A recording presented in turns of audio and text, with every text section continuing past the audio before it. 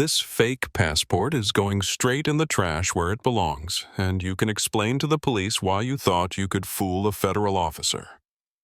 Derek Washington's words echoed through Terminal 2 of Chicago O'Hare as he held the torn halves of what he believed was a counterfeit document, completely unaware that he had just destroyed the identification of the woman who owned every airplane in the terminal behind him. But let's start from the beginning, because this story isn't just about one moment of prejudice meeting its match. It's about how assumptions can destroy careers, how dignity can triumph over discrimination, and how sometimes the person you're treating like garbage has the power to change everything you thought you knew about consequence and redemption. The automatic glass doors of Chicago O'Hare Terminal 2 slid open with a mechanical whisper, releasing a gust of recycled air that carried the familiar airport cocktail of jet fuel coffee and 1,000 different stress hormones. Zara Mitchell pulled her worn Georgetown University hoodie tighter around her shoulders and adjusted the oversized sunglasses that had become her shield against the world that suddenly wanted to scrutinize her every move. At 31, she looked more like a graduate student heading home for winter break than the newly appointed CEO of Skyline Airways, and that was exactly the point. The hoodie wasn't a fashion statement, but a carefully chosen disguise, faded enough to suggest financial struggle, comfortable enough to blend into the sea of travelers who shuffled through these corridors every day with their rolling suitcases and their quiet desperation to get somewhere else. Zara had purchased it 3 years ago during the most difficult period of her life when she was completing her MBA while working 2 jobs and sending money home to help her father with medical bills. Now it served a different purpose entirely, allowing her to become invisible in a world where her face had recently been splashed across the covers of Forbes and Fortune under headlines that made her stomach clench with anxiety. She paused near a cluster of uncomfortable metal chairs, ostensibly checking her phone but actually studying the flow of passengers and staff around the Skyline Airways check-in counters. 3 months ago, the board of directors had reluctantly appointed her as CEO after a hostile takeover that left them with little choice, and their skepticism had been as subtle as a brick through a window. During her first board meeting, 70-year-old Harrison Webb had actually asked her if she was sure she wouldn't be more comfortable in a supporting role where she could learn the ropes before taking on such enormous responsibility. The memory still made her jaw tighten with suppressed anger. The decision to go undercover hadn't come from some elaborate corporate strategy session, but from a conversation with her father 3 weeks ago in the cramped kitchen of his Chicago bungalow. The same kitchen where she'd done her homework as a child while he fixed airplane engines in the backyard. Charles Mitchell had worked for various airlines for 35 years, and he knew the industry from the ground up in ways that no boardroom discussion could ever capture. The problem isn't at the top, baby girl, he'd said, stirring sugar into his coffee with the slow deliberation of a man who'd learned that wisdom comes from paying attention to details. The problem is in the middle with the people who have just enough power to make other folks miserable, but not enough sense to know when they're making the whole company look bad. Her father had told her stories over the years about the small humiliations and casual disrespect that passengers endured, particularly passengers who didn't fit the profile of what airline staff expected first-class customers to look like. He'd seen flight attendants ignore black passengers while fawning over white customers, watched gate agents treat elderly travelers like inconveniences rather than human beings, witnessed the 1,000 small cuts that turned air travel from a service into an endurance test. "You want to know why your customer satisfaction scores are in the toilet?" he'd asked, raising an eyebrow with the expression he'd worn when she was 12 and insisting she didn't need to study for a test. "Put on some old clothes and buy a ticket like everybody else. See how your own people treat you when they don't know who you are." The idea had terrified and exhilarated her in equal measure because Zara knew that her father was right about more than just customer service issues. Part of her had been running from the constant pressure of being seen as the diversity hire, the young black woman who couldn't possibly have earned her position through merit alone. Every decision she made was scrutinized, every mistake magnified, every success attributed to affirmative action rather than competence. Going undercover would strip away the protective barrier of her title and force her to experience her own company's culture without the deference that came with power. It would also give her the ammunition she needed to make changes that the board couldn't dismiss as oversensitivity or political correctness. So here she was, standing in her own terminal, carrying a battered duffel bag that had seen her through college and graduate school, with her hair pulled back in a simple ponytail and her hands deliberately free of the designer jewelry that had become part of her corporate armor. She'd driven to the airport in her old Honda Civic instead of the company car, paid for her own parking, and bought her ticket using her personal credit card. The only concession to her actual position was the first-class seat to London, which she'd justified as necessary for the 8-hour flight, though she was already regretting the decision as she watched other passengers react to the obvious disconnect between her appearance and her boarding pass. The check-in line moved with the sluggish efficiency of government bureaucracy, and Zara found herself behind a young mother who was clearly struggling with a crying toddler, an overloaded stroller, and the kind of exhausted desperation that every parent recognized, but few people without children understood. The woman kept apologizing to everyone around her, as her son wailed and kicked his face red with the kind of outrage that only comes from being 2 years old and having no control over anything in your environment. Zara watched as other passengers rolled their eyes and muttered under their breath, and she felt the familiar surge of protective anger that had driven her to choose a career in business rather than the non-profit work her college advisors had suggested. When the mother reached the check-in counter, the Skyline Airways agent barely looked up from his computer screen, his fingers dancing across the keyboard with mechanical precision while the toddler's cries echoed through the terminal. Next, he called out before the woman had even finished gathering her documents, forcing her to juggle her child and her paperwork while other passengers pressed forward impatiently. Zara bit her tongue and forced herself to remain in character, even as every instinct screamed at her to intervene, to identify herself, to demand better treatment for a customer who was clearly doing her best in difficult circumstances. This was exactly what her father had been talking about, she realized. This casual indifference, this assumption that some passengers deserved basic courtesy while others were simply inconveniences to be processed as quickly as possible. She pulled out her phone and opened her notes app, typing quickly. Check-in staff training. Empathy protocols needed. Current approach treats customers like cattle, not human beings paying premium prices for service. It was going to be a long day, and they hadn't even reached security yet. The check-in process took 47 minutes, not because of any actual complications, but because the Skyline Airways staff seemed to operate under the assumption that efficiency was less important than maintaining their sense of authority over the passengers who needed their help. When Zara finally reached the counter, the agent's name tag identified him as Kevin, and his expression suggested that he'd rather be literally anywhere else on Earth than helping travelers navigate the complex process of getting from point A to point B. Kevin took her boarding pass and passport with the enthusiasm of someone handling contaminated evidence, holding them at arm's length while his eyes flicked between her face and her identification photo with the kind of scrutiny usually reserved for criminal investigations. "First class," he said, and it wasn't a question, but an accusation wrapped in professional courtesy. "London Heathrow seat 2A. That's our premium service." He paused clearly, waiting for her to explain herself, to justify why someone who looked like she should be flying standby had somehow acquired a seat that cost more than most people's monthly rent. "Yes," Zara replied simply, offering him the kind of polite smile she'd perfected during years of corporate meetings where she'd been the only black face in a room full of white executives. "I'm looking forward to the flight." She kept her voice level and pleasant, giving him no excuse to escalate the situation, no reason to call for a supervisor or create the kind of scene that would compromise her mission before it had truly begun. Kevin's fingers hesitated over his keyboard, and she could practically see the wheels turning in his head as he tried to process the disconnect between her appearance and her ticket. Finally, he shrugged and printed her luggage tag with the kind of aggressive force that suggested he was imagining it was her face instead of a piece of paper.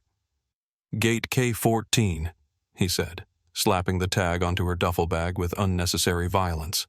"Security checkpoint is to your right. Try not to hold up the line."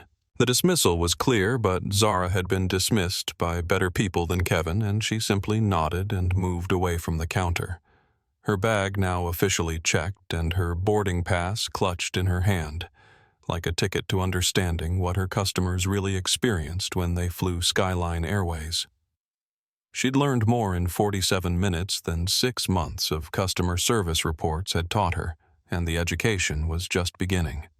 The walk to the security checkpoint took her past a series of small interactions that she filed away for future reference.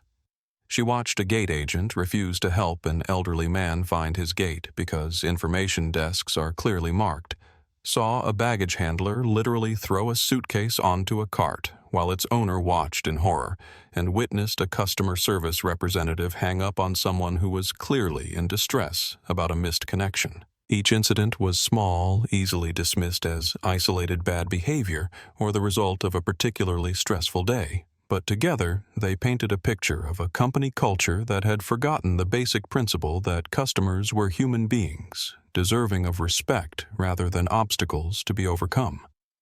But it was the encounter near the restrooms that really crystallized what her father had been trying to tell her. An older woman, probably in her 70s, was standing near the entrance to the ladies' room with tears streaming down her face and a crumpled piece of paper in her hands. Her Skyline Airways boarding pass had been damaged somehow, the barcode smeared beyond recognition, and she was clearly panicked about missing her flight. A supervisor-level employee was walking past his company lanyard, identifying him as someone with the authority to solve problems, and the woman reached out desperately to get his attention. "Excuse me," she said, her voice shaking with the kind of vulnerability that should have triggered every decent person's protective instincts. "My boarding pass got wet somehow, and I can't read the gate number. Could you please help me figure out where I need to go? I don't want to miss my flight to see my granddaughter." The supervisor glanced at her for exactly 3 seconds, took in her faded dress and practical shoes, and made a decision that revealed everything wrong with Skyline Airways' customer service philosophy. "Customer service desk is over there," he said, pointing vaguely toward the other side of the terminal without slowing his pace. "They'll sort you out." Then he was gone, leaving the elderly woman standing alone with her damaged boarding pass and her tears clearly overwhelmed by the prospect of navigating the maze of airport bureaucracy without help. Zara stood frozen for a moment, torn between her mission to observe and her basic human decency. The woman reminded her of her own grandmother, who had raised her while her parents worked multiple jobs to keep their family afloat, and who had died 2 years ago, still worrying about being a burden to anyone who tried to help her. Without conscious decision, Zara approached the woman and gently touched her arm. "Ma'am," she said softly, "I think I can help you with that. May I see your boarding pass?" The woman handed it over gratefully, and Zara studied the smudged print until she could make out enough information to identify the flight. "You're going to gate C7 and you have plenty of time. Would you like me to walk you over there?" The relief on the woman's face was so profound that Zara felt tears prick her own eyes. As they walked slowly through the terminal, the woman told her about her granddaughter's college graduation, about how she'd saved for 2 years to afford the trip, about how terrified she'd been that she would miss the most important day in her family's recent history because of a damaged piece of paper. "You're so kind, dear," she said as they reached her gate. "Most people are too busy to help an old lady figure out where she's going." Zara thought about the supervisor who had dismissed her about Kevin's barely concealed hostility about all the small cruelties she'd witnessed in less than 2 hours. "You deserve better than that," she said firmly. "Every passenger deserves better than that." The woman smiled and patted her hand, and Zara realized that she'd just received the most important lesson in customer service she'd ever experienced, not from a consultant or a training manual, but from seeing genuine human kindness in action. The TSA security checkpoint at Terminal 2 operated with the kind of grim efficiency that made passengers feel like potential criminals, rather than customers who had purchased the right to travel from one place to another. The blue uniformed officers moved through their routines with the mechanical precision of people who had performed the same tasks thousands of times, their faces masks of professional indifference that suggested they'd long ago stopped seeing the travelers they processed as individual human beings with their own stories, fears, and destinations. Derek Washington stood near the primary screening station, like a general surveying his battlefield, his massive frame and buzz-cut hair giving him the appearance of someone who had missed his calling in the military and found a substitute in airport security. At 45, he carried himself with the rigid posture of a man who had learned that respect was something you demanded rather than earned, and his eyes swept the crowd with the calculating gaze of someone looking for problems to solve rather than people to help. He'd been a TSA supervisor for 12 years, and in that time he'd developed a reputation for being thorough, uncompromising, and absolutely immune to sob stories, excuses, or attempts at intimidation. What the passengers moving through his checkpoint didn't know was that Derek Washington was fighting a war on multiple fronts, and most of those battles were taking place inside his own head. 3 months ago, he'd applied for promotion to Federal Air Marshal, a position that would have doubled his salary and given him the kind of respect he'd been craving since his divorce 2 years earlier. The rejection letter had been polite but devastating, citing his inflexible approach to passenger relations and suggesting that he might benefit from additional training in cultural sensitivity and de-escalation techniques.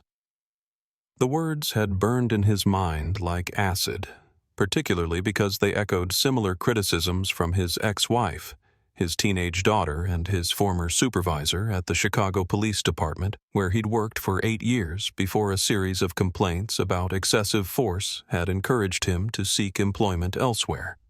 The financial pressures weren't helping his state of mind. The child support payments to his ex-wife consumed most of his paycheck, leaving him living in a studio apartment on the South Side and driving a 12-year-old car that needed more repairs than he could afford. His daughter Keisha visited every other weekend, and he could see the disappointment in her eyes when she looked around his cramped living space, could hear the judgment in her voice when she compared his situation to her stepfather's comfortable suburban home. Derek had promised himself that he would provide better for his family. But at 45, his options seemed to be narrowing rather than expanding. The previous week had been particularly difficult. A well-dressed white teenager had triggered additional screening protocols because of some metallic threads in his designer jacket, and Derek had conducted a thorough search that revealed nothing more dangerous than expensive cologne and a smartphone that cost more than Derek made in a month. The kid's father turned out to be a prominent Chicago attorney who specialized in civil rights cases, and by the end of the day, Derek was sitting in his supervisor's office listening to a lecture about profiling appropriate procedures and the importance of treating all passengers with equal respect, regardless of their appearance or attitude. The irony wasn't lost on him. Derek had grown up in the same South Side neighborhoods where young black men were routinely harassed by police, and he'd joined law enforcement partly because he wanted to be one of the good guys, someone who protected people rather than preying on them. But somewhere along the way, the job had hardened him, and the constant stress of being responsible for everyone's safety while being criticized for every decision had turned him into exactly the kind of officer he'd once despised. He told himself that he was just being thorough, that his job was to catch problems before they became disasters, that passengers who complained about his methods didn't understand the risks he was responsible for managing. When Derek spotted Zara Mitchell approaching his checkpoint, his trained eyes immediately began cataloging details that didn't add up. The boarding pass in her hand showed first-class service to London, a ticket that typically cost between $8,000 and $12,000, depending on the season and availability. But everything else about her suggested someone who shopped at thrift stores and counted pennies from her faded hoodie to her worn sneakers to the duffel bag that looked like it had survived several years of college dormitory abuse. In Derek's experience, people who could afford premium airline tickets didn't dress like graduate students, and people who dressed like graduate students didn't typically have access to the kind of money required for international first-class travel. He'd seen this pattern before, or thought he had. Fraudulent tickets purchased with stolen credit cards, employees abusing their travel benefits, occasional passengers who'd won contests or received upgrades and didn't understand that certain standards of behavior and appearance were expected in premium cabins. Last month, he'd caught a woman trying to board with a first-class ticket that turned out to be expertly forged, and his supervisor had praised his attention to detail. The month before that, a teenager had tried to use his older brother's identification to board a flight to Miami, and Derek's careful questioning had uncovered the deception before the kid could disappear into the airport. But there was something else driving Derek's suspicions, something he wouldn't have admitted to anyone and barely acknowledged to himself. The combination of Zara's race and her apparent economic status triggered assumptions that he'd learned growing up in a neighborhood where success was viewed with suspicion and where any black person who seemed to be doing too well was automatically suspect. He'd internalized the toxic idea that there were certain spaces where people who looked like him didn't belong, and when he saw Zara with her expensive ticket and her humble appearance, his brain automatically jumped to the conclusion that something fraudulent was happening. As she stepped up to his podium, Derek felt the familiar surge of adrenaline that came with the possibility of uncovering deception, of proving his worth through careful attention to details that other officers might miss. He didn't see Zara Mitchell, successful business executive, conducting important research. He saw a puzzle that didn't fit together a problem that needed to be solved, a potential threat to the security and integrity of the aviation industry, and he was absolutely certain that his experience and training had given him the tools necessary to figure out what was really going on. "Next," Derek called out. Though Zara was already stepping forward with her boarding pass and passport ready, her movements calm and deliberate in the way of someone who had traveled extensively and understood airport protocols. She offered him a polite smile, the kind of professional courtesy that came naturally after years of navigating corporate environments where every interaction was a potential minefield of racial and gender dynamics. Derek accepted her documents without returning the smile, his attention immediately focused on the boarding pass that revealed information he found deeply suspicious. "First class to London," he said, holding the paper up to the light as if he might discover hidden messages in the printing.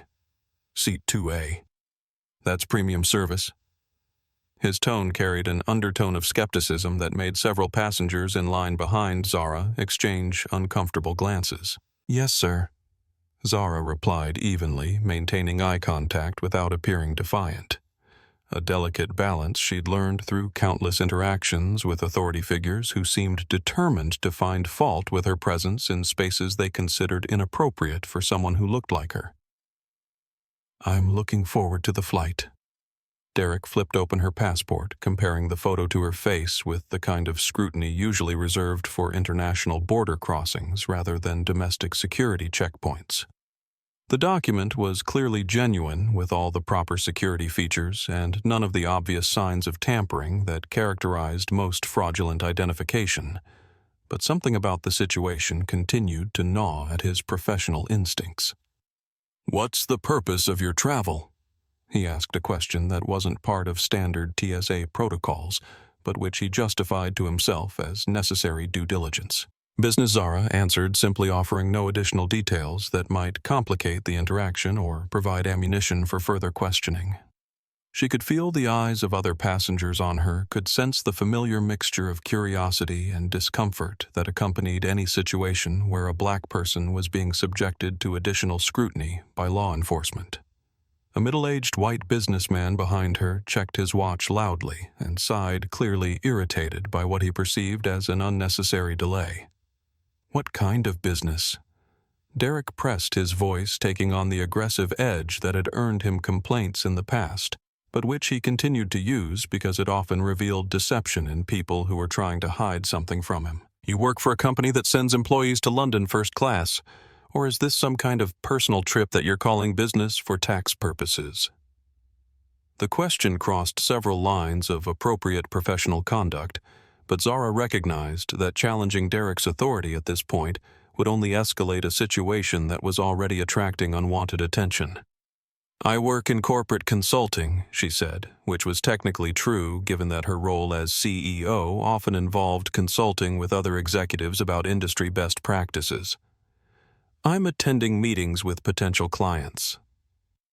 Derek studied her face for several long seconds, looking for the telltale signs of deception that his training had taught him to recognize.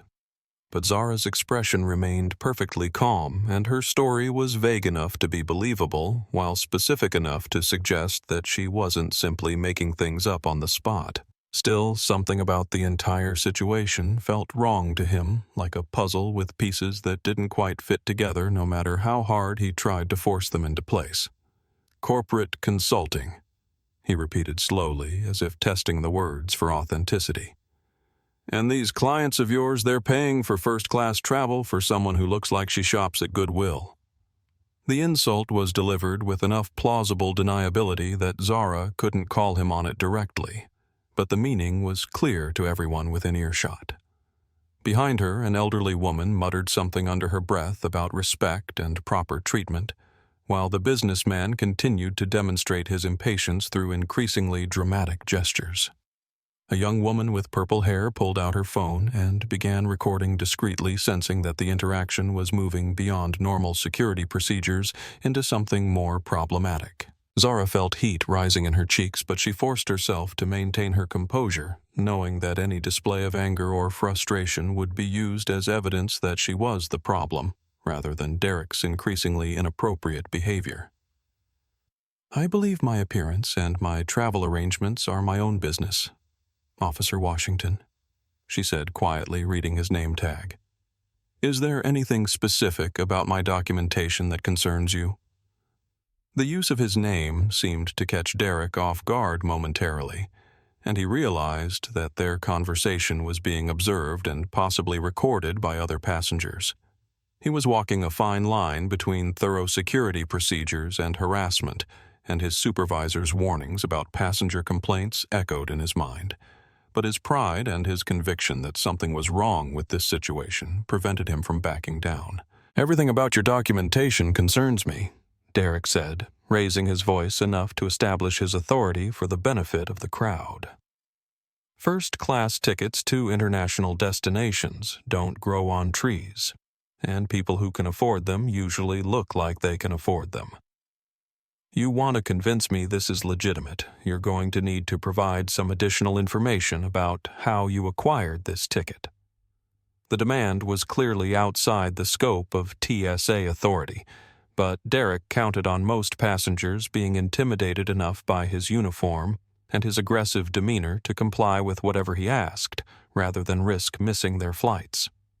He'd used similar tactics hundreds of times before, and they usually worked because people were more concerned with getting through security than with standing on principle.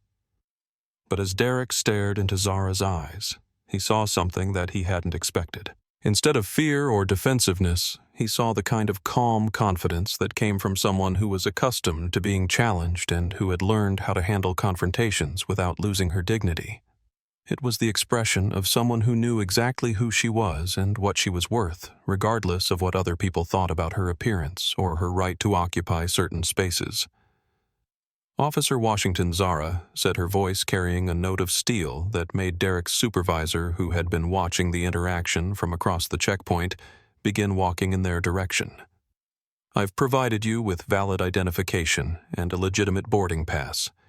If you have specific security concerns about my documentation, I'd be happy to speak with your supervisor about proper procedures for addressing them." Derek's jaw tightened at the suggestion that he might need supervision to handle what he considered a routine security matter, and the approach of his boss only intensified his determination to prove that his suspicions were justified. Supervisor Lisa Martinez had been riding him for months about passenger relations, constantly lecturing him about sensitivity and appropriate procedures, as if he were some rookie who didn't understand the complexities of airport security. The last thing he needed was another conversation about his methods, especially in front of a growing crowd of travelers who were already questioning his authority. "I don't need my supervisor to spot a fake ticket," Derek said loudly enough for Martinez to hear as she approached his voice carrying the kind of defensive aggression that had characterized most of his interactions with authority figures since his divorce. "I've been doing this job for 12 years, and I know fraudulent documentation when I see it." Zara felt a chill of recognition as Derek's behavior shifted from suspicious questioning to outright hostility. She'd seen this pattern before in boardrooms and corporate meetings where insecure men felt threatened by her presence and responded by trying to diminish her credibility through increasingly aggressive challenges to her qualifications, her background, her right to be present in professional spaces. The difference here was that Derek had the power of a federal badge behind his insecurity, and the stakes were considerably higher than a difficult meeting or an uncomfortable conversation with colleagues. "Sir," she said, carefully modulating her voice to project calm authority without triggering his obviously fragile ego. "I understand that you take security seriously, and I appreciate the important work that you do to keep travelers safe. However, I've complied with all standard screening procedures, and I'd like to continue to my gate if there are no specific security concerns that require additional attention."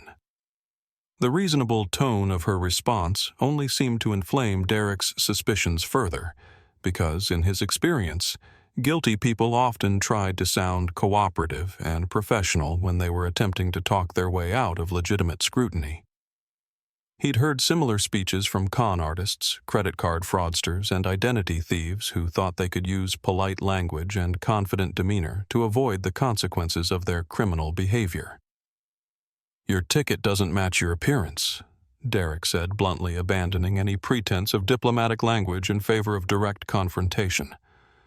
"First-class passengers don't dress like they just rolled out of bed, and they don't carry luggage that looks like it survived a war zone. Either you stole this ticket, someone else bought it for you under circumstances I'm pretty sure we'd both prefer not to discuss, or you're running some kind of scam that I haven't figured out yet." The accusations were so far beyond appropriate professional conduct that Martinez accelerated her approach, but Derek was too focused on his confrontation with Zara to notice his supervisor's increasingly urgent gestures. Behind Zara, the line of passengers had grown increasingly restless, with several people openly filming the interaction and others muttering complaints about the delay. The elderly woman who had been sympathetic earlier now looked genuinely distressed, while the businessman had started making phone calls to complain about missing his connection. Zara felt the familiar surge of anger that accompanied being publicly humiliated by someone who had decided that her appearance was incompatible with her accomplishments. But she also recognized that Derek's behavior was revealing exactly the kind of cultural problems that she'd come here to investigate. This wasn't just one officer having a bad day. This was the result of training policies and institutional attitudes that encouraged security personnel to make assumptions about passengers based on race, class, and appearance, rather than actual security concerns. "Officer Washington," she said, her voice carrying a warning that Derek was too angry to recognize, "I want to be very clear about what's happening here. You are accusing me of criminal activity based on your personal opinion about how someone with my ticket should look. You have no evidence of wrongdoing, no legitimate security concerns, and no authority to detain me based on your assumptions about my economic status or my right to purchase premium airline services." The speech was delivered with the kind of precision that came from years of legal training and corporate negotiations, and it had the effect of making Derek realize that he was dealing with someone considerably more sophisticated than the typical passenger who moved through his checkpoint. But instead of backing down, he doubled down on his aggressive approach, convinced that Zara's articulate response was evidence of preparation rather than education. "Don't try to lawyer me," Lady Derek snapped, his voice rising to a level that attracted attention from across the security area. I've dealt with plenty of people who think they can talk their way out of legitimate questioning by using fancy words and threatening complaints. Your documentation is suspicious. Your story doesn't add up, and I'm going to examine every piece of paper you're carrying until I figure out what's really going on here. He reached for her passport with more force than necessary, his movements aggressive enough to make several passengers step back instinctively. Zara watched his face as he handled her identification, seeing the mixture of frustration and determination that drove men like Derek to prove their authority through increasingly extreme measures. She recognized the moment when reasonable disagreement transformed into something more dangerous, the point where pride and prejudice combined to create situations that couldn't be resolved through rational conversation. Sir Martinez called out finally, close enough to intervene, but Derek was already past the point where outside voices could penetrate his focus. He held Zara's passport up to the light, examining it with exaggerated care, looking for any imperfection that might justify his suspicions. The document was perfect, of course, because it was genuine, but Derek had convinced himself that sophisticated forgeries could fool casual inspection. The lamination is loose around the edges, he announced triumphantly, though the passport showed no such damage. And the photo looks like it might have been altered. This is definitely suspicious enough to warrant confiscation pending further investigation. He was making it up as he went along, but his voice carried enough official authority to make some of the watching passengers nod in agreement. Zara knew that she had reached a decision point.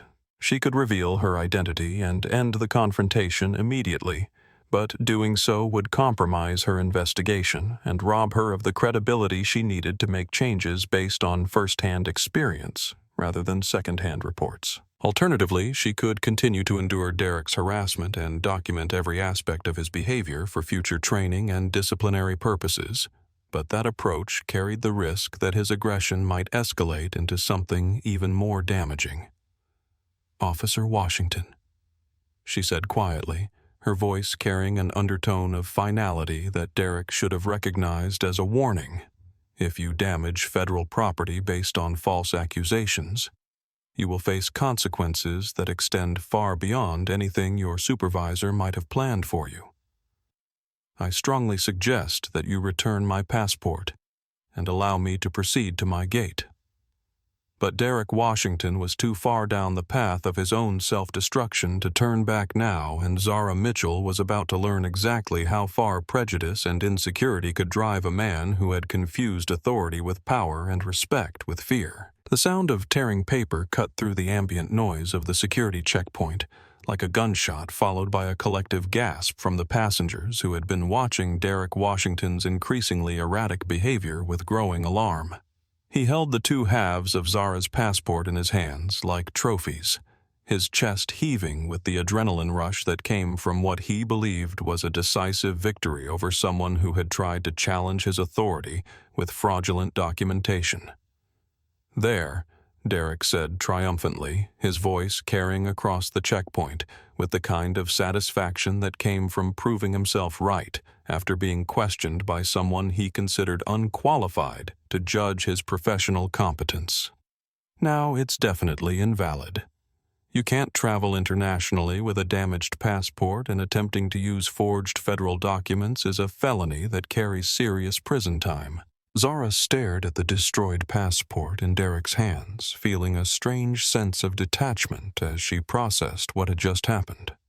In all her years of corporate battles, hostile negotiations, and bureaucratic warfare, she had never encountered someone so committed to his own prejudices that he would commit a federal crime in full view of dozens of witnesses rather than admit that he might have made an error in judgment. The torn passport represented more than just inconvenience. It was a symbol of every assumption, every microaggression, every moment when someone had looked at her and decided that she didn't belong in spaces they considered their own. "You just destroyed federal property," Zara said quietly, her voice carrying a calm certainty that should have warned Derek that he had crossed a line from which there would be no return. In front of all these witnesses on camera, because you decided that someone who looks like me couldn't possibly have earned the right to travel in first class. Derek laughed a harsh sound that revealed how far he had traveled from reasonable law enforcement into something resembling a power trip fueled by personal insecurity and racial prejudice.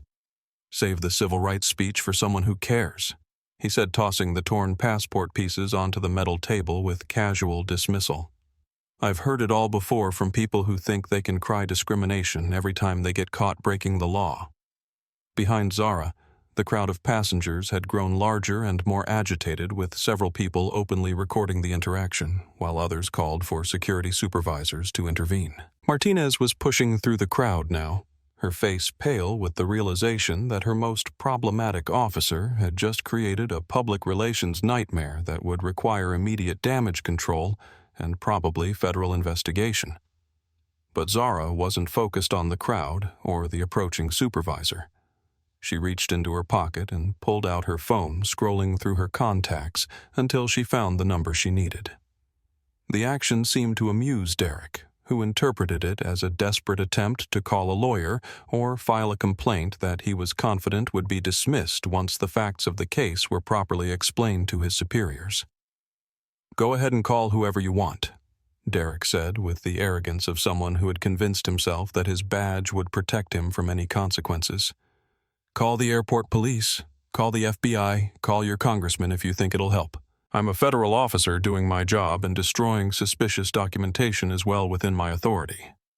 Zara dialed a number from her favorites list, and the call was answered on the first ring.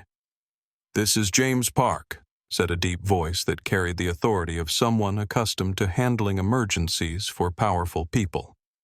James was Skyline Airways' head of security, a former Secret Service agent who had spent 15 years protecting presidents and cabinet members before transitioning to corporate security work. James, Zara said calmly, her eyes never leaving Derek's face. "I'm at Terminal 2 TSA Checkpoint Delta. I need you to bring airport police and the federal marshal. Also, call the airport director and tell them we have a situation that's going to require immediate executive attention." Derek's confident smirk began to falter as he listened to Zara's side of the conversation, particularly when she mentioned federal marshals and airport directors. Those weren't the kind of people that typical passengers had on speed dial, and the casual authority in her voice suggested connections that extended far beyond what he had assumed about her background and resources. "Yes, Ms. Mitchell," James replied, and Derek felt his stomach drop as he heard the respectful tone in the security chief's voice. "I'll be there in 3 minutes with a full team. Should I contact legal as well?" "Definitely," Zara said, still maintaining eye contact with Derek, who was now beginning to understand that he had made a catastrophic error in judgment. "And James, make sure someone calls the pilot of Flight 447 and tells him we'll be delayed but not to give away my seat. I still intend to make this trip, just not exactly the way I originally planned." Derek's face had gone pale as the implications of the conversation began to sink in. Passengers didn't have airport directors on speed dial unless they were considerably more important than their appearance suggested, and security chiefs didn't address regular travelers with the kind of deference he'd just heard in James Park's voice. The pieces of the puzzle he'd been so confident about solving were rearranging themselves into a picture that made him feel physically sick. "Who are you?" Derek asked quietly, his earlier aggression replaced by growing dread as he realized that his assumption about Zara's identity and status might have been spectacularly wrong. Zara slipped her phone back into her pocket and looked at Derek with the kind of calm assessment that corporate executives reserved for employees who had just demonstrated their unsuitability for continued employment. "I'm someone who just learned more about my company's customer service problems in 10 minutes than 6 months of reports could have taught me," she said. "And you, Officer Washington, are about to discover what happens when prejudice meets consequence." From across the checkpoint, James Park was approaching with a team that included 2 airport police officers, a federal air marshal, and a woman in an expensive suit who carried herself with the unmistakable authority of senior management. Supervisor Martinez had finally reached the scene and was staring at the torn passport pieces with the expression of someone who realized that her career was about to become considerably more complicated. Derek Washington stood in the middle of the expanding chaos, still holding the pieces of destroyed federal property, beginning to understand that his confidence in his own judgment and his faith in his authority were about to be tested in ways he had never imagined possible. 2 hours later, Zara Mitchell walked down the jet bridge toward Skyline Airways Flight 447 with her backup diplomatic passport in hand and a recording device discreetly activated in her pocket, ready to document whatever additional customer service failures awaited her at 35,000 feet. The confrontation with Derek Washington had been resolved with surgical efficiency by James Park and the airport authorities, but Zara knew that the TSA checkpoint was only the beginning of her investigation into the cultural problems that were destroying her company's reputation, one passenger at a time. Derek was currently sitting in an airport holding cell, facing federal charges for destruction of government property and civil rights violations, his 12-year career in ruins because he had allowed his prejudices to override his professional judgment. The irony wasn't lost on Zara that a man who had spent his career claiming to protect airline security had just demonstrated exactly the kind of behavior that made air travel feel unsafe and unwelcoming for passengers who didn't fit narrow demographic profiles. But as she approached the aircraft door, Zara reminded herself that her mission was far from complete. She had deliberately chosen to continue with her original flight plan rather than taking the corporate jet that James had offered because she needed to experience the full spectrum of customer service that Skyline Airways provided to passengers who weren't protected by executive privilege. The TSA incident had already provided her with ammunition for massive policy changes, but she suspected that the real problems lay deeper in the company culture among employees who had never received proper training about dignity, respect, and the basic principle that every passenger deserved courteous treatment, regardless of their appearance or background. Standing at the aircraft entrance was Thomas Rivera, the head flight attendant, whose name tag identified him as the purser responsible for first-class service on the 8-hour flight to London. At 47 years old, Thomas carried himself with the kind of professional bearing that suggested extensive experience in luxury hospitality, his uniform perfectly pressed, and his silver hair styled with the attention to detail that first-class passengers expected from premium airline service. But as his eyes took in Zara's casual clothing and worn duffel bag, his expression shifted from professional welcome to barely concealed skepticism. Thomas had worked his way up through the airline industry over the course of 23 years, starting as a baggage handler and eventually earning his position as senior cabin crew through determination, skill, and an unwavering commitment to maintaining the standards that separated premium service from ordinary commercial travel. He took pride in his ability to read passengers, to understand their expectations and preferences before they even articulated them, and to provide the kind of personalized attention that justified the premium prices that first-class customers paid for their tickets. But Thomas also carried the burden of working-class origins that had taught him to view success with suspicion, particularly when that success seemed to come too easily, or to people who hadn't obviously earned it through the kind of struggle he had experienced. He had grown up in a neighborhood where anyone who seemed to be doing too well was automatically suspect, and where the general assumption was that there were certain spaces and privileges that weren't meant for people who looked like they came from backgrounds similar to his own. "Good evening," Thomas said with professional courtesy, extending his hand to accept Zara's boarding pass while his eyes continued to catalog details that didn't align with his expectations for first-class passengers. "Welcome aboard Skyline Airways Flight 447 to London Heathrow." Zara handed him her boarding pass and noticed the way his eyebrows rose slightly as he read the seat assignment. "Seat 2. Thomas said, and she could hear the question in his voice, even though he was too professional to voice it directly. "Our premium suite service. I trust you'll find everything to your satisfaction." "I'm sure I will," Zara replied, with the kind of polite confidence that had served her well in countless business situations where her presence was questioned but her qualifications were unassailable. She stepped into the first-class cabin, immediately noting the luxurious appointments that justified the premium pricing lie-flat seats that converted into beds personal entertainment systems with large screens and ambient lighting designed to create an atmosphere of exclusive comfort. There were only 6 other passengers in the first-class cabin, and Zara could feel their eyes on her as she located her seat and began to stow her belongings. The other travelers looked exactly like what central casting would order for a premium airline commercial, well-dressed professionals in expensive clothes carrying designer luggage, their appearances carefully curated to project success and sophistication. Zara's hoodie and duffel bag marked her as an obvious outsider in this carefully controlled environment.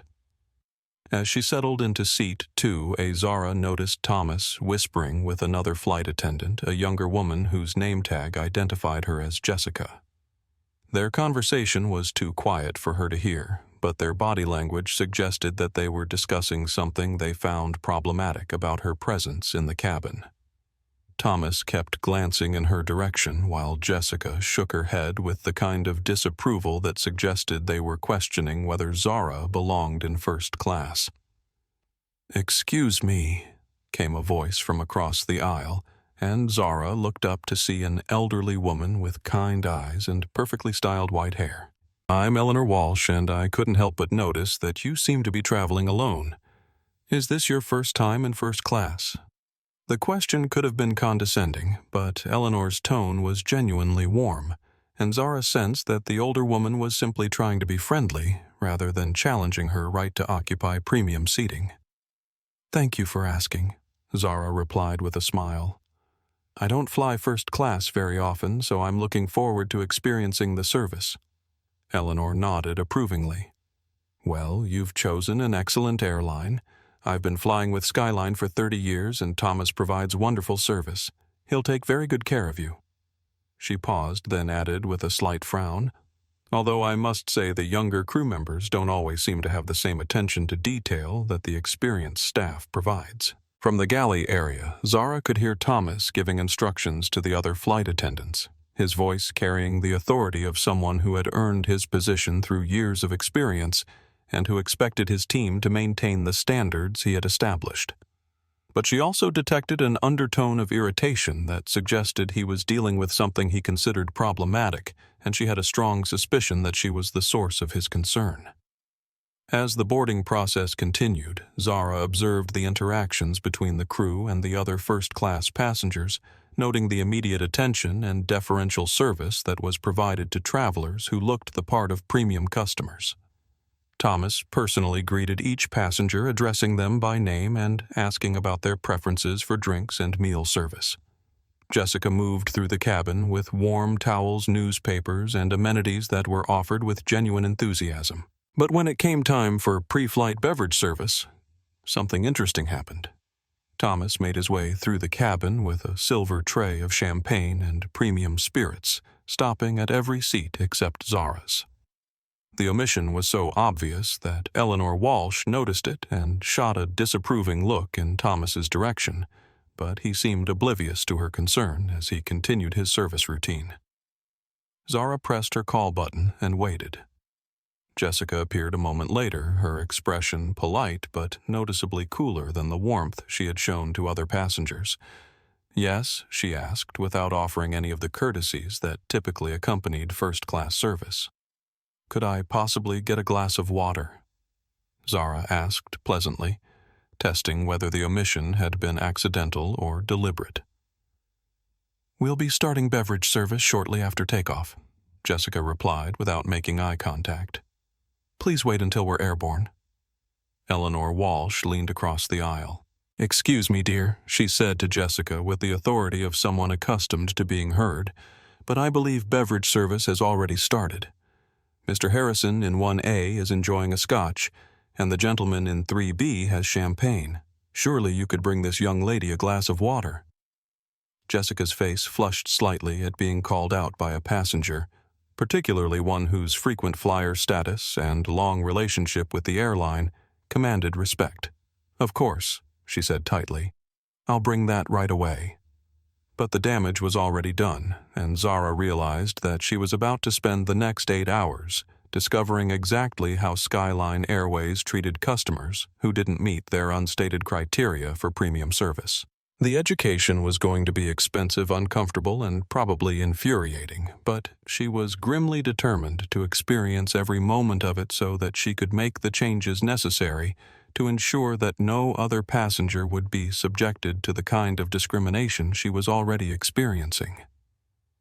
3 hours into the flight, the discrimination had evolved from subtle to blatant, and Zara found herself documenting a master class in how customer service could be weaponized to punish passengers who didn't conform to staff expectations about who deserved premium treatment. Thomas Rivera had transformed from professional flight attendant into passive-aggressive gatekeeper, using every tool at his disposal to make it clear that Zara's presence in first class was unwelcome and inappropriate. The meal service had been particularly educational. While other passengers were presented with elaborate descriptions of their dining options and encouraged to customize their orders according to personal preferences, Zara was simply informed that the chicken was available and that vegetarian alternatives weren't practical to prepare on short notice. When she politely asked about the beef option that had been enthusiastically described to the passenger across the aisle, Thomas explained that premium selections were reserved for our most frequent travelers and suggested that she might be more comfortable with the standard meal service provided to economy passengers.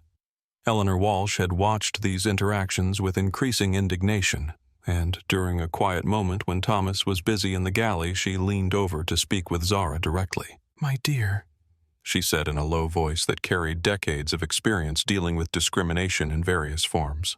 "I've been flying first class since before that young man was born, and what he's doing to you is absolutely unacceptable. This isn't about meal availability or frequent flyer status. This is about prejudice, plain and simple." "Thank you for saying that," Zara replied quietly, grateful for the validation from someone whose status as a longtime premium customer gave her observations particular weight. "I was beginning to wonder if I was being too sensitive about the treatment." Eleanor shook her head firmly. "You're not being sensitive at all. You're being discriminated against, and it's disgraceful behavior that reflects poorly on this entire airline.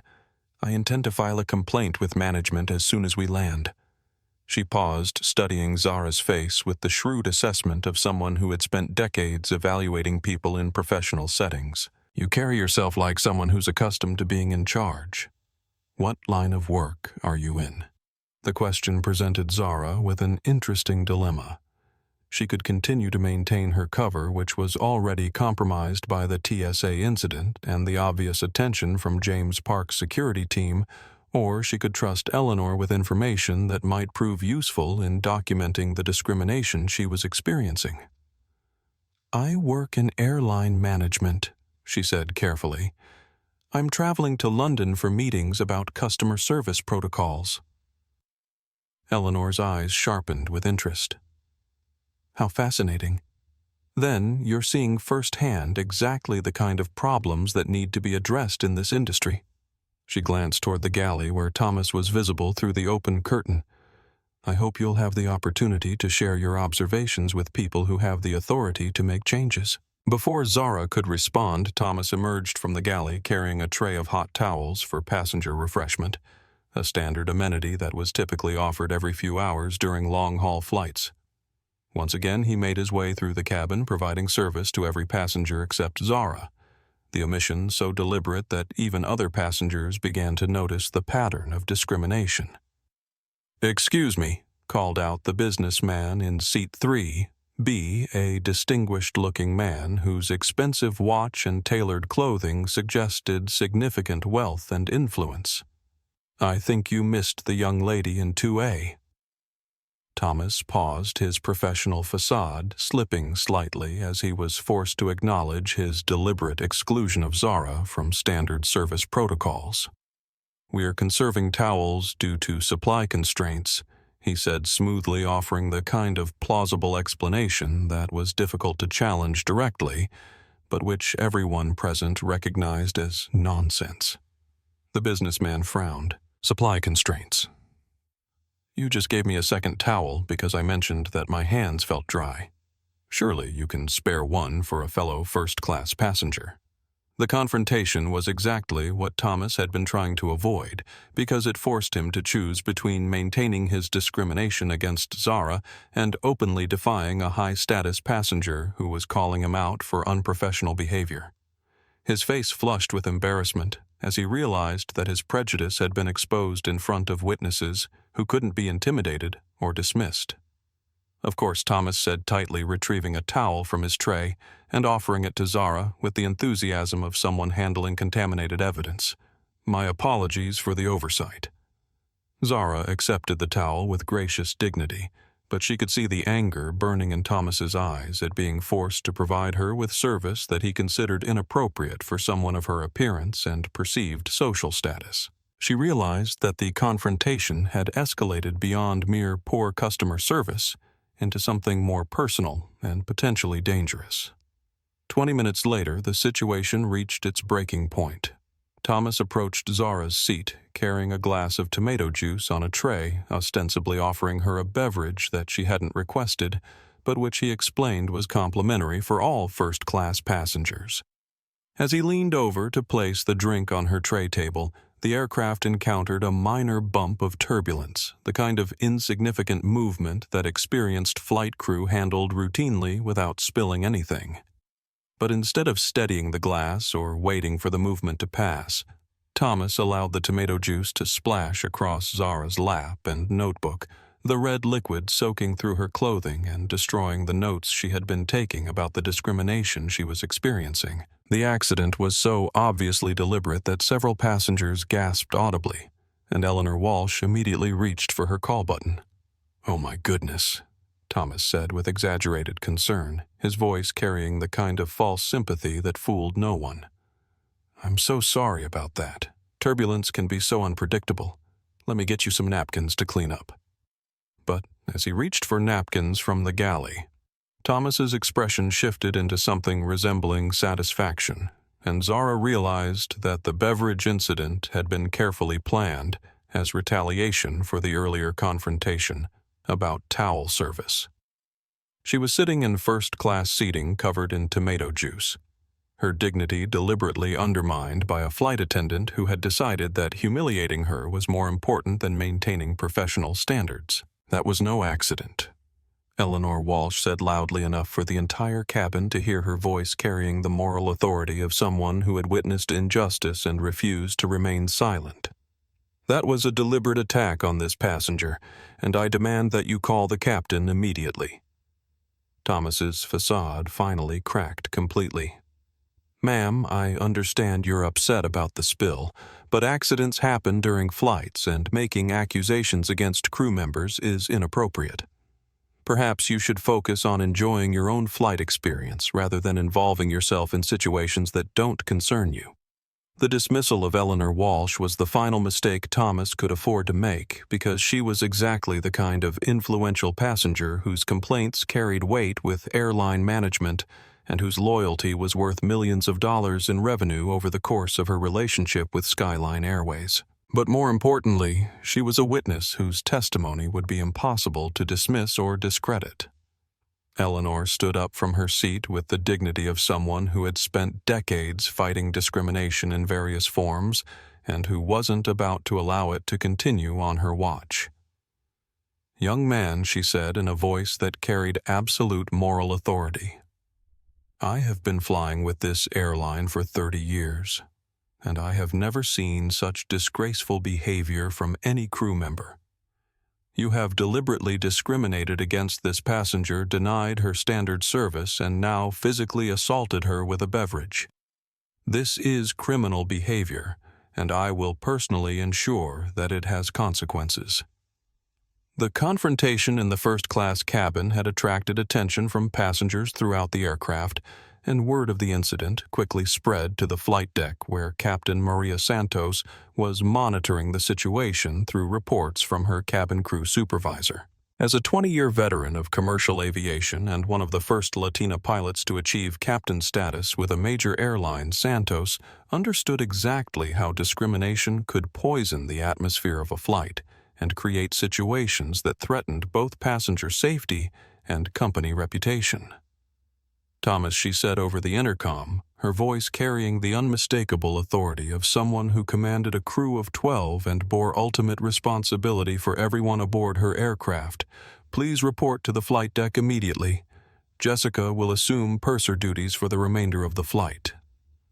The announcement sent a visible shock through Thomas, who had apparently convinced himself that his behavior toward Zara would be overlooked or dismissed as a misunderstanding rather than recognized as the pattern of discrimination that it clearly represented. His face went pale as he realized that his actions were being investigated by the captain herself, and that his position as senior cabin crew offered no protection against the consequences of his prejudice and unprofessional conduct. As Thomas made his way toward the front of the aircraft, Eleanor Walsh stood up and began addressing the other first-class passengers with the kind of moral authority that came from witnessing injustice and refusing to remain silent about it. Ladies and gentlemen, she said clearly, what we have just witnessed is systematic discrimination against a fellow passenger based on her appearance and perceived social status. This young woman has been denied standard service, excluded from normal courtesies, and finally assaulted with a beverage in what was obviously a deliberate attack. The businessman in 3B nodded in agreement. I saw the whole thing, he said, pulling out his phone to check his recording of the incident. There was no turbulence when he spilled that drink. It was completely intentional, and frankly, it was disgusting behavior that reflects poorly on this entire airline. Other passengers began sharing their own observations about Thomas's treatment of Zara, creating a chorus of witness testimony that would be impossible for airline management to dismiss or minimize. The woman in seat 1C mentioned the deliberate omission of beverage service, while the couple in 4A described the discriminatory meal service they had observed. Even passengers who hadn't been paying close attention to the situation began to recall incidents that they now recognized as part of a pattern of harassment. Meanwhile, on the flight deck, Captain Santos was conducting a preliminary interview with Thomas that was being recorded as part of standard procedure for any incident involving crew misconduct. Thomas, she said, with professional calm, I need you to explain your interactions with the passenger in seat 2A. I've received multiple reports of discriminatory behavior, and I want to hear your side of the story before we land, and this becomes a matter for ground authorities. Thomas attempted to maintain his innocence, claiming that any appearance of discrimination was the result of misunderstandings and coincidences rather than deliberate action. Captain, I've been providing first-class service for 15 years, and I've never had complaints about discriminatory treatment. The passenger in 2A seemed uncomfortable with our normal protocols, and I was trying to accommodate her preferences while maintaining standards for our other customers. But his explanations fell apart under questioning, particularly when Santos asked him to account for the specific incidents that had been reported by Eleanor Walsh and other witnesses. The beverage service omissions, the meal service discrimination, the towel incident, and finally the tomato juice accident created a pattern that couldn't be explained away as misunderstanding or coincidence. Thomas Captain Santos said, with the finality of someone who had made a difficult but necessary decision, you are being relieved of duty for the remainder of this flight. When we land at Heathrow, you will be escorted off the aircraft by company security and placed on administrative leave pending a full investigation of your conduct. I want you to understand that discrimination against passengers is not only against company policy, but potentially criminal behavior that could result in federal charges. Back in the first-class cabin, Zara was dealing with the aftermath of the tomato juice incident while trying to maintain her composure and continue documenting the experience for her investigation. Jessica had provided her with napkins and club soda to clean up the stain, along with an apologetic explanation that Thomas's behavior didn't represent the values of Skyline Airways or the standards that the crew was trained to maintain. Ma'am, Jessica said quietly, kneeling beside Zara's seat to speak privately. I want you to know that what happened here today is completely unacceptable, and it doesn't reflect the way this airline normally treats passengers. Thomas has been under a lot of stress lately, but that's no excuse for discriminatory behavior. Zara appreciated Jessica's attempt to distance the crew from Thomas's actions, but she also recognized that the discrimination she had experienced wasn't the result of one individual having a bad day. It was the product of training policies and cultural attitudes that allowed prejudice to flourish as long as it was expressed subtly enough to maintain plausible deniability. "Thank you for saying that," Zara replied. "I hope this incident leads to better training and clearer policies about treating all passengers with dignity and respect, regardless of their appearance or background." Eleanor Walsh had returned to her seat, but continued to monitor the situation with the protective attention of someone who had appointed herself as Zara's advocate and witness. "My dear," she said during a quiet moment, "I want you to know that I intend to pursue this matter with the highest levels of airline management. What happened to you today was an assault, and it cannot be allowed to go unpunished or ignored." As the aircraft began its descent toward London, Heathrow, Zara reflected on the 8 hours of education she had received about her own company's culture and customer service standards. The TSA incident had been shocking in its blatant prejudice and criminal behavior, but the flight crew discrimination had been more insidious and arguably more damaging because it represented institutional acceptance of prejudice as long as it was expressed with sufficient subtlety. The pilot's announcement about their final approach interrupted her thoughts, and Zara realized that she was about to face a reception committee that would include James Park British authorities and probably media representatives who had gotten word about the TSA incident. Her undercover investigation was about to become very public, and the changes she planned to implement at Skyline Airways would be scrutinized by an industry that desperately needed examples of how to address discrimination and improve customer service. But as she felt the wheels touch down on the runway at Heathrow, Zara was filled with a sense of purpose rather than dread because she finally understood exactly what needed to be changed and had the evidence necessary to make those changes stick. The next few hours would determine whether her experience could be transformed into meaningful reform or would simply become another forgotten incident in the long history of discrimination in commercial aviation. 2 weeks after the incident, Derek Washington sat in a sterile office in downtown Chicago facing Dr. Patricia Reeves for his third court-mandated counseling session. The federal charges against him had been reduced to misdemeanor destruction of property after Zara Mitchell's lawyers negotiated a plea agreement that emphasized rehabilitation over punishment. But Derek's career with the TSA was permanently over, and his future remained uncertain in ways that kept him awake most nights, staring at the ceiling of his studio apartment. Dr. Reeves was a patient woman in her 50s who specialized in helping law enforcement officers confront the prejudices that had led them into professional and legal trouble. And she had seen enough cases like Derek's to understand that real change required more than just acknowledging wrongdoing. It demanded a fundamental examination of the fears, insecurities, and learned behaviors that had shaped his worldview and led him to destroy another person's property because he couldn't accept that his assumptions might be wrong. "Derek," she said gently, "last week we talked about the moment when you decided to tear up Miss Mitchell's passport. I want to explore what you were feeling in that instant, what emotions and thoughts were driving your behavior." Derek shifted uncomfortably in his chair, still struggling with the requirement that he examine his own motivations rather than simply accepting punishment and moving on with his life. "I was angry," he admitted reluctantly.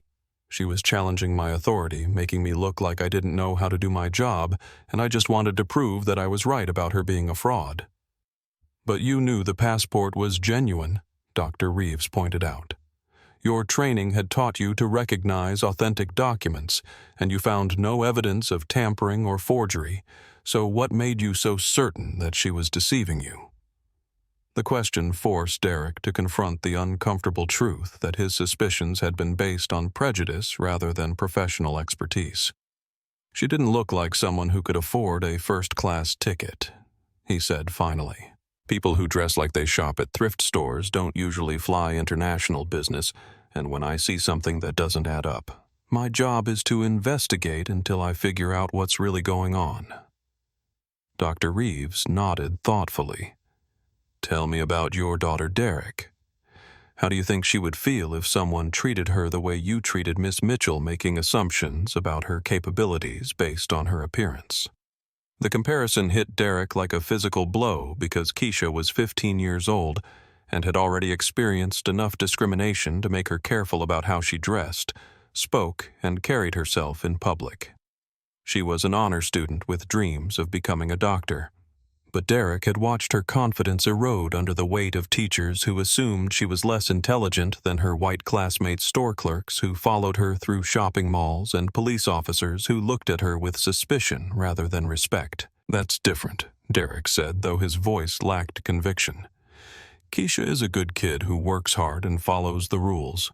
She doesn't deserve to be treated badly. And what made you think that Ms. Mitchell deserved to be treated badly? Dr. Reeves asked.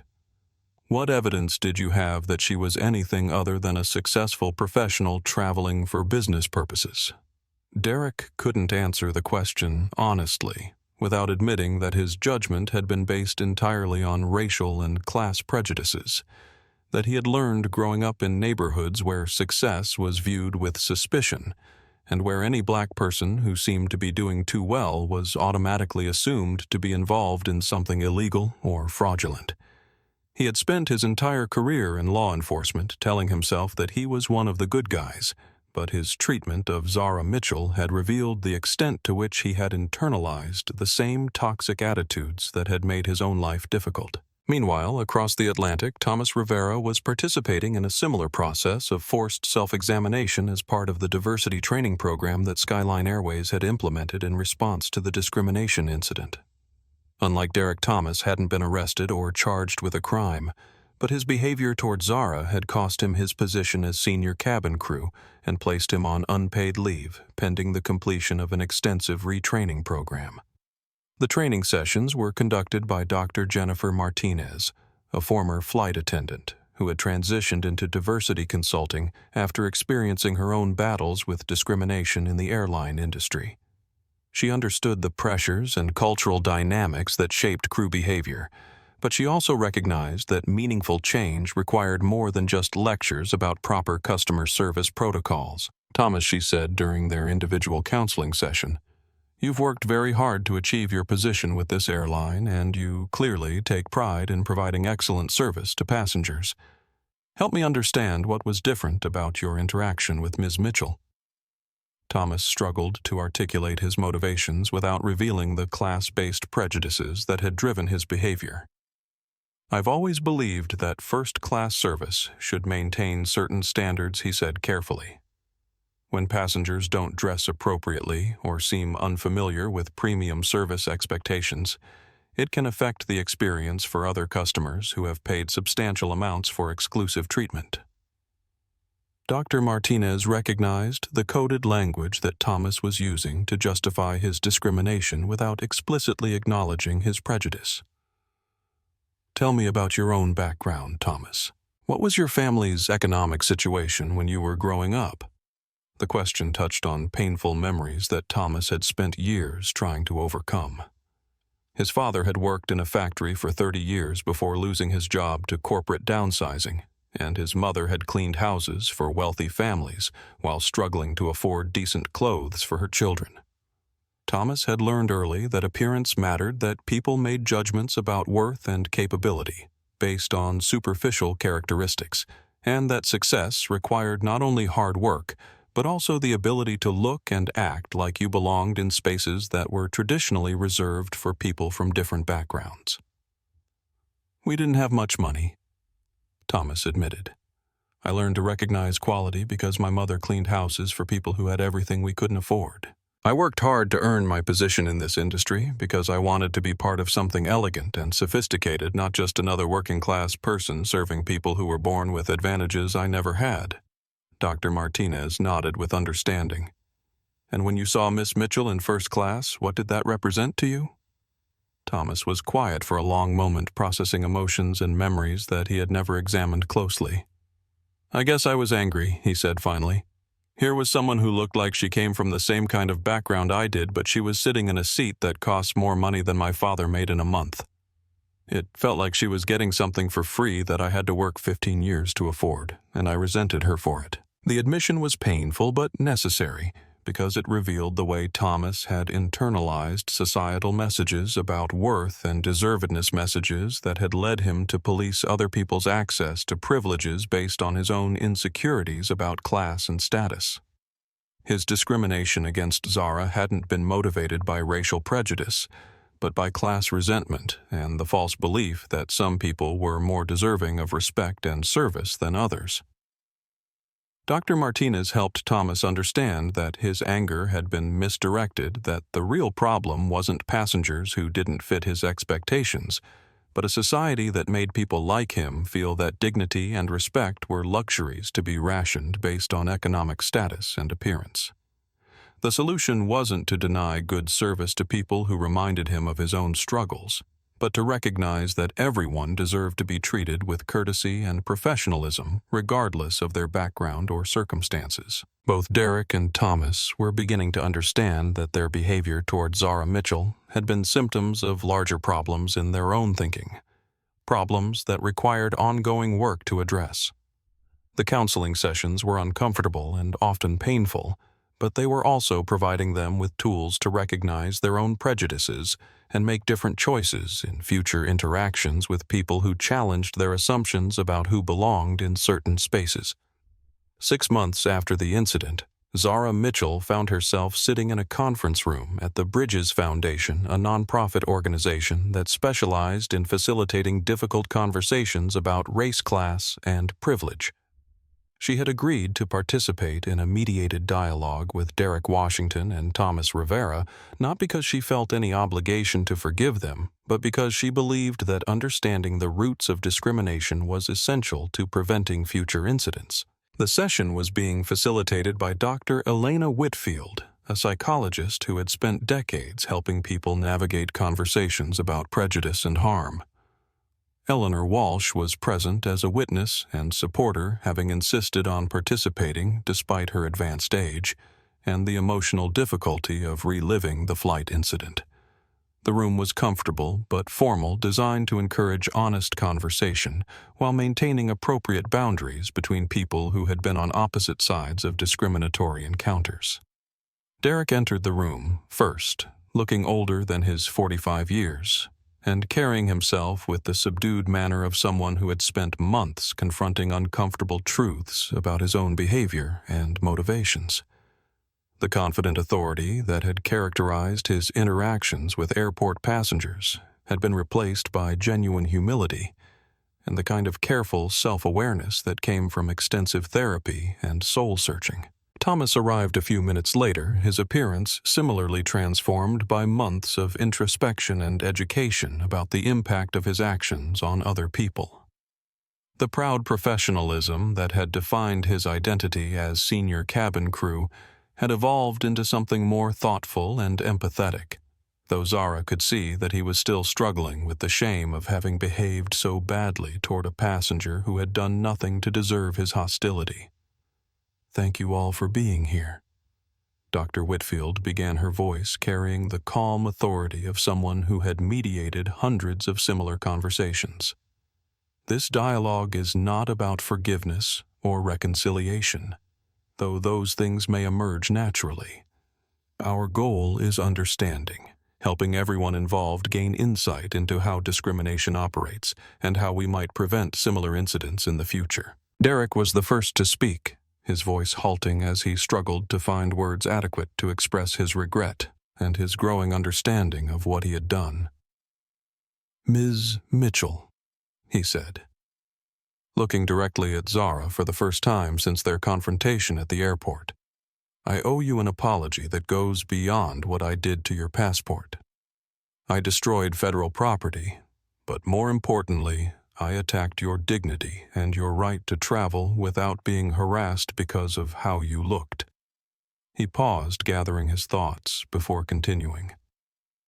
The counseling sessions have helped me understand that my behavior wasn't really about security concerns or fraudulent documents. It was about my own insecurities and prejudices about the fact that seeing a successful black woman challenged my assumptions about who deserves respect and who belongs in certain spaces. Zara listened without responding immediately, studying Derek's face for signs of genuine remorse versus the kind of performed apology that people offered when they were trying to minimize consequences.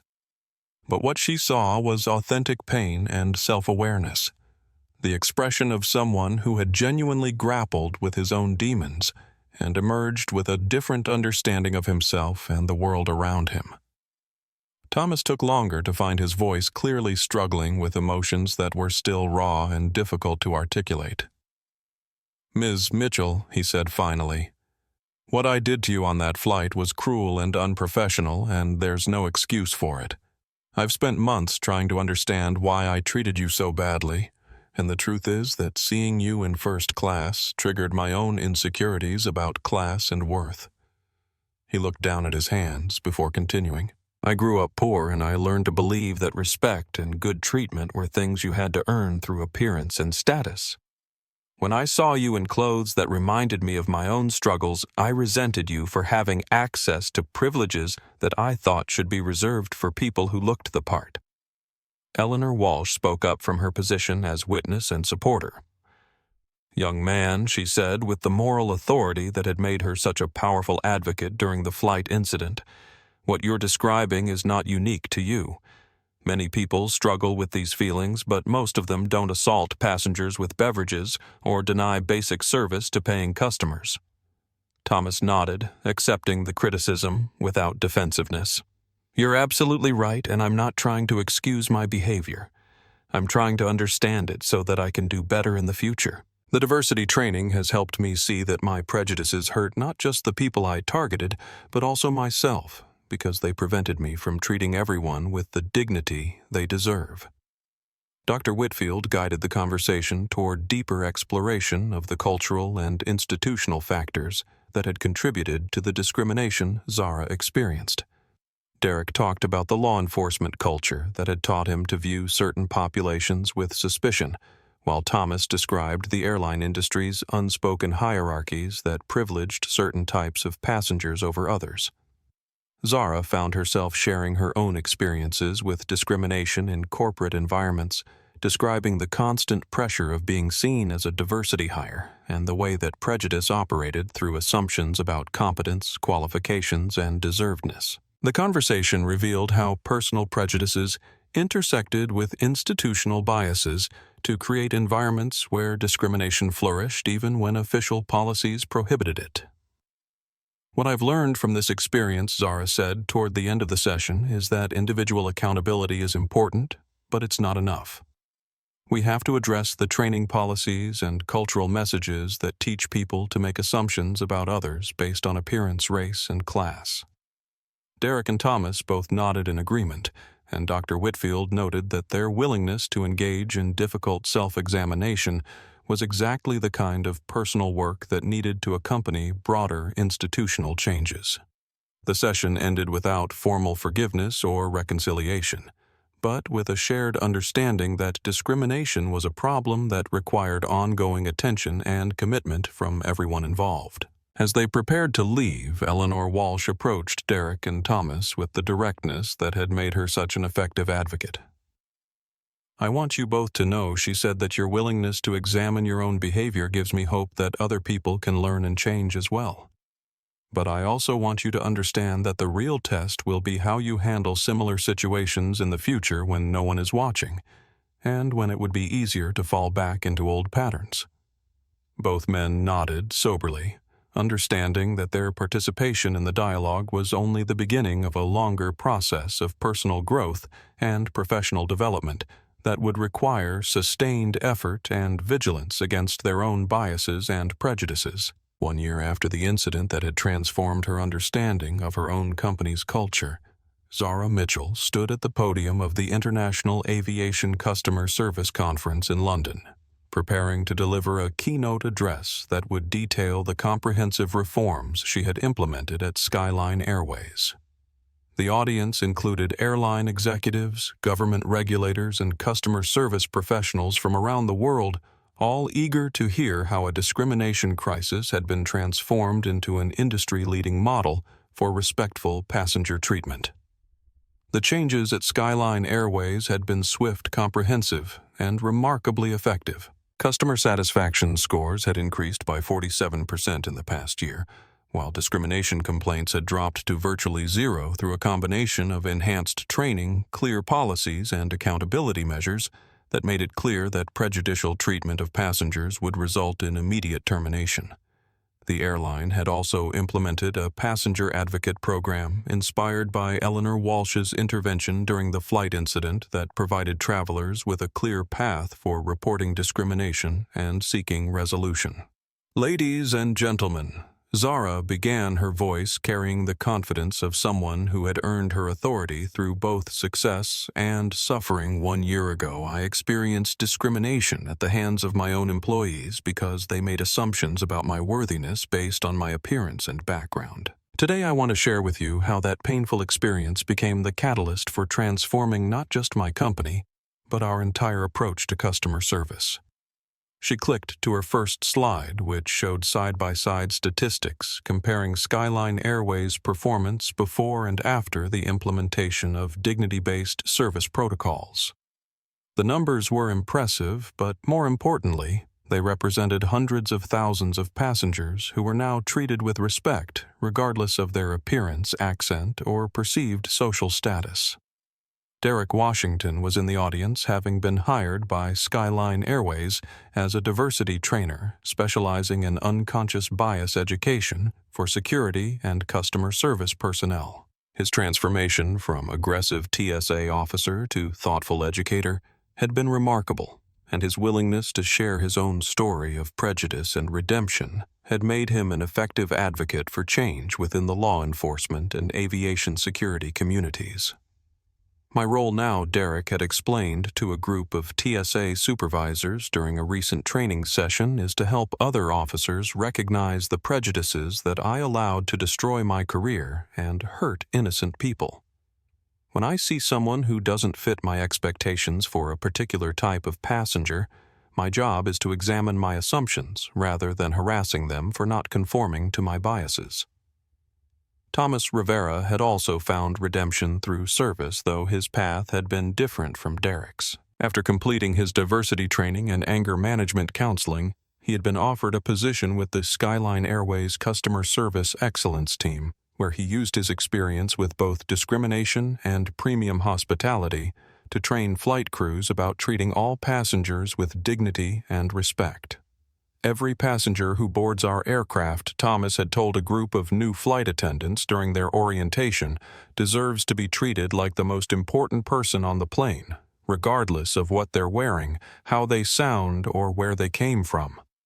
My job is to make sure you understand that courtesy and professionalism are not luxuries to be rationed based on ticket price or appearance.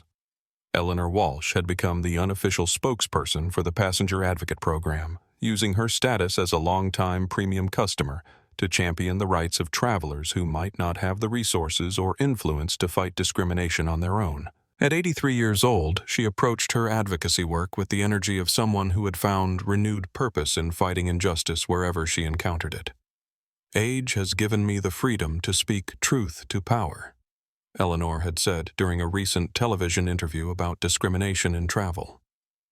"When I see someone being mistreated because they don't fit someone else's narrow expectations, I'm going to speak up, and I'm going to keep speaking up until the mistreatment stops."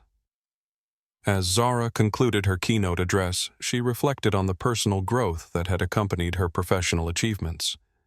The insecure executive who had felt compelled to go undercover to prove her worthiness had evolved into a confident leader who understood that vulnerability and authenticity were sources of strength rather than weakness. She had learned that effective leadership required not just business acumen, but also the courage to confront uncomfortable truths about institutional prejudice and the commitment to create change even when it was difficult or costly. The lesson I want to leave you with today, Zara said to the conference audience, is that discrimination is not an inevitable byproduct of human nature or business necessity. It's a choice, and it's a choice that we can decide to stop making. When we treat every customer with dignity and respect, we don't just improve their experience. We improve our own humanity and create the kind of world we want to live in. The standing ovation that followed was sustained and heartfelt. But Zara's satisfaction came not from the applause, but from knowing that the changes she had implemented would prevent other passengers from experiencing the humiliation and discrimination that had marked her own journey. The torn passport still hung in her office, not as a trophy of victory, but as a reminder that justice required constant vigilance, and that transformation was always possible for those willing to do the hard work of examining their own prejudices and changing their behavior accordingly. After the conference, Zara visited her father in Chicago, bringing him to see the new Skyline Airways training facility, where Derek Thomas and dozens of other employees were learning to recognize and combat discrimination in all its forms. Charles Mitchell walked through the facility with obvious pride, stopping to chat with trainees who were eager to learn from his decades of experience in aviation customer service. "You know, baby girl," he said as they stood in the observation area, watching a role-playing exercise designed to help employees recognize unconscious bias when I told you to go undercover and see how your own people treated you. I never imagined it would lead to all this. Zara smiled, remembering the conversation in his kitchen that had started her on this journey of discovery and transformation. "The best part," she said, "is that we're not just changing how one airline treats its passengers. We're creating a model that other companies can follow. And we're proving that treating people with dignity isn't just morally right. It's also good business." As they watched Derek facilitate a discussion about the impact of prejudice on customer experience, Zara realized that the true measure of her success wasn't the awards on her wall or the positive media coverage of Skyline Airways' transformation. It was the knowledge that discrimination would be less likely to flourish in environments where people had been taught to recognize their biases and make conscious choices about treating others with respect and dignity. The journey from that torn passport to this moment of institutional change had been difficult, painful, and often frustrating. But it had also been necessary, and it had proven that even the most entrenched patterns of prejudice could be transformed through commitment, courage, and the willingness to do the hard work of creating a more just and equitable world. 6 months later, industry-wide changes in discrimination reporting and training programs reflected the impact of Skyline Airways' transformation, with other airlines implementing similar dignity-based service protocols and bias training requirements. Derek's daughter Keisha, now a senior in high school, told her classmates about her father's journey from prejudice to understanding breaking cycles of discrimination in her own generation through honest conversations about growth and accountability. Thomas mentors young flight attendants from diverse backgrounds at the new Skyline Airways Training Center, teaching them that exceptional service means treating every passenger with equal dignity regardless of their appearance or perceived status. Eleanor Walsh's Passenger Advocate Program has expanded to rail travel hotels and other service industries, creating a network of witnesses willing to speak up when they see discrimination occurring. Zara keeps the original torn passport framed in her office, not as a trophy of victory, but as a reminder that lasting change happens through understanding rather than punishment, one conversation and one human connection at a time. Real transformation requires the courage to examine our own biases and the commitment to choose dignity over prejudice, even when no one is watching.